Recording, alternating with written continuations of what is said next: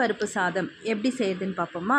So first ஒரு குக்கரில் கொஞ்சமாக எண்ணெய், 1 ஸ்பூன் கடுகு, 1 ஸ்பூன் மிளகு, 1 ஸ்பூன் சீரகம், 1 பூண்டை தட்டி போட்டுக்கிறேன். இப்போது 10லேருந்து 15 பல் வந்து நான் வெங்காயம் எடுத்திருக்கேன், சின்ன வெங்காயம், அண்ட் 2 தக்காளி, 2 பச்சை மிளகா, 1/2 ஸ்பூன் பெருங்காய பொடி, 1 ஸ்பூன் சாம்பார் பொடி எல்லாத்தையும் நல்லா மிக்ஸ் பண்ணதுக்கப்புறமா அரிசி வந்து 1 கப்பு அரிசி, 1/2 கப்பு பருப்பு நல்லா களைஞ்சி எடுத்து இதை வந்து நல்லா ஒன்றா மிக்ஸ் பண்ணிக்கோங்க.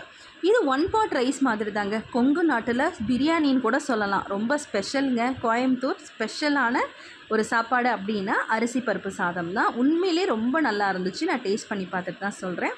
ஸோ தண்ணி அளவு வந்து பார்த்திங்கன்னா 1க்கு 3 அந்த மாதிரி வைக்கிறேன். ஸோ வச்சுட்டு கொஞ்சமாக கருவேப்பிலை அண்ட் கொஞ்சமாக சால்ட் தேவையான அளவுக்கு ஃபைனலாக இதெல்லாம் போட்டு இறக்குனீங்க அப்படின்னா வேறு லெவல் சுட சுட டேஸ்ட்டுங்க. செம்மையாக இருந்துச்சு. கண்டிப்பாக வீட்டில் செஞ்சு பார்த்து நீங்கள் கமெண்ட்